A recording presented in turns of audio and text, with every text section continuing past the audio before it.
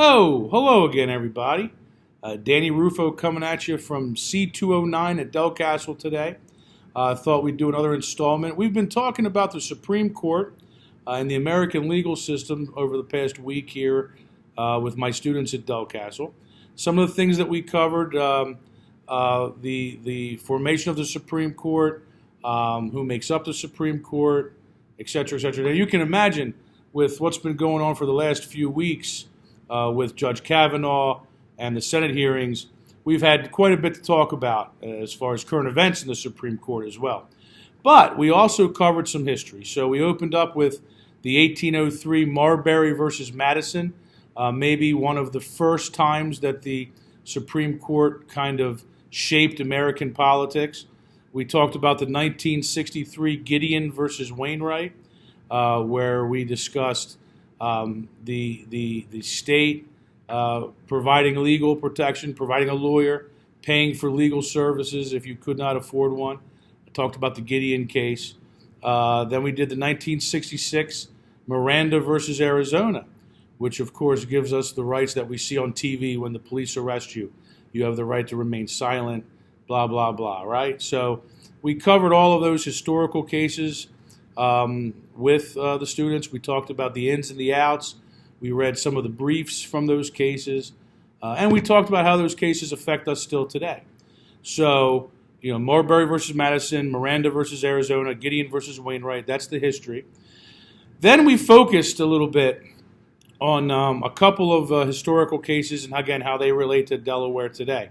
So we talked about the Dred Scott case of 1857, where a slave named Dred Scott had sued for his freedom, arguing that his master, his owner, had moved to a free state, a state without slaves, and trying to make the court see that he should be freed because he was in a state that did not have slavery. Unfortunately, the Supreme Court at that time didn't really go on the side of human rights. They went on the side of property rights. And Dred Scott was listed as property. And that was a major setback. That ties into Plessy versus Ferguson from 1896. In Plessy versus Ferguson, Homer Plessy wanted to seat on a train. And back then, of course, you had segregation, separate but equal. And he could not get a seat in the white section of the train. He sued. And once again, the Supreme Court did not fall on the side of what we would call civil rights. And in Plessy versus Ferguson, once again, you have this separate but equal concept that is victorious in the courts and would continue all the way until 1954, Brown versus Board of Education. Of course, this is where the family of an African-American girl sued Topeka, Kansas School District because her child wasn't allowed to attend a white school. And so separate but equal was very real in the United States up until the Brown versus Board of Education. We study those cases. We study Brown. We then go a little further, get a little local history. Delaware is mentioned in the Brown versus Board of Education. The Delaware case was Beulah versus Gebhardt and Belton versus Gebhardt. Once again, two African-American children, one in Claymont, one in Hockessin, were denied the right to attend schools near them because they were forced to go to the African-American schools that were around at that time. Howard High School was the only free black high school in the entire state of Delaware up until the 1950s and the Brown versus Board of Education hearing. At that point, we take a little trip down history lane and away from the court stuff itself, and we study education in Delaware. That's my chance to kind of teach the kids how things were. Prior to the American Civil War, most of the schools in Delaware were religiously funded. The Quakers, for instance, had established a lot of schools for the youth in Delaware. After the Civil War, things began to change, but Delaware, because we were a slave state, because we were a border state, had a bit of a peculiar history. Delaware was the only state at that time, late 1800s, early 1900s, whose tax system allowed for white Delawareans to pay for white schools and black Delawareans to pay for black schools. And of course, the black tax base, because of the lack of jobs, etc., was much lower. So black schools were always not quite equal to white schools in funding.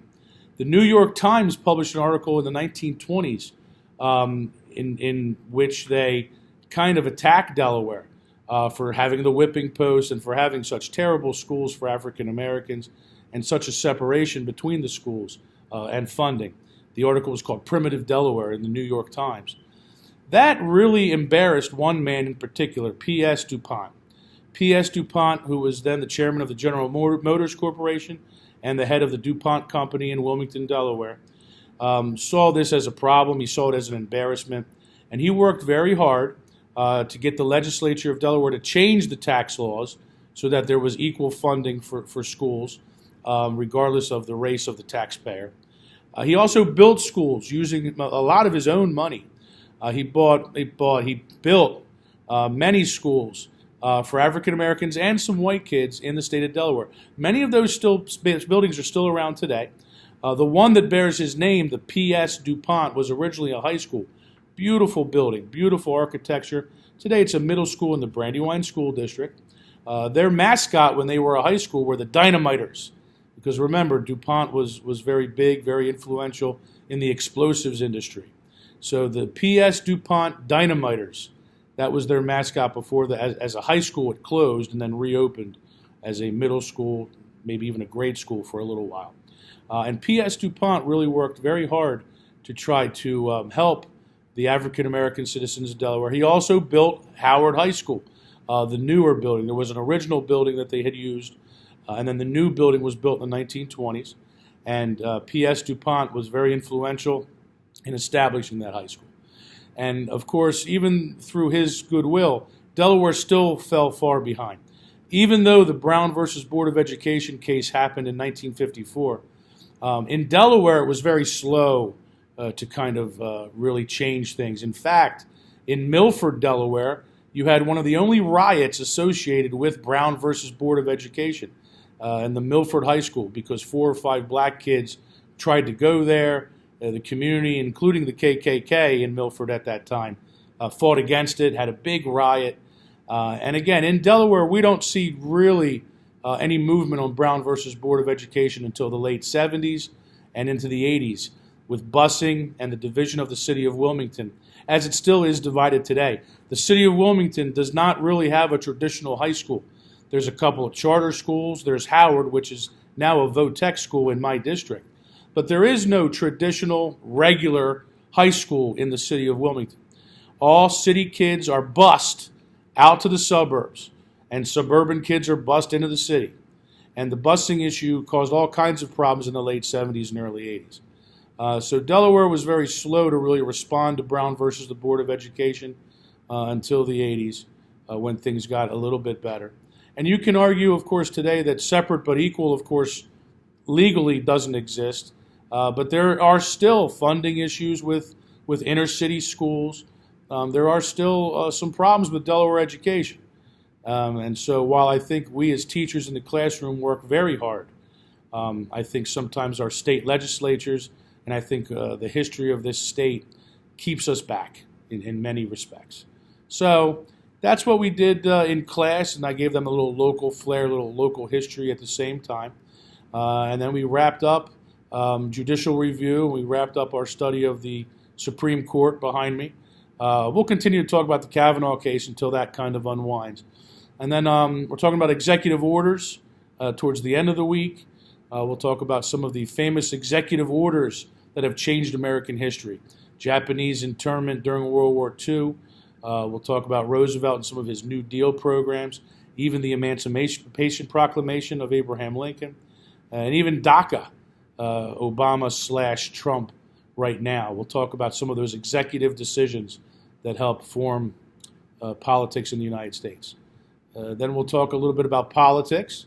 What is left, what is right, what is liberal, what is conservative. We'll take a look at some different history of some of the political parties. And then I wash my hands of civics and we go right into economics, world trade, micro, macroeconomics, things like that. So I'll stay in touch. It's been a while. Got a big Columbus Day show coming Next week is Columbus Day, which is and isn't a holiday to some people. But I will give Christopher Columbus some props, and we'll give you a little bit of history on Christopher Columbus and what he did and the Columbian Exchange, which changed the world. So stay with me. Remember, all of our shows are on the Social Studies page and also on YouTube. Tell your friends. I'll see everybody soon. Thank you. And take it easy. And now we're going to shut it down. Bye, everybody.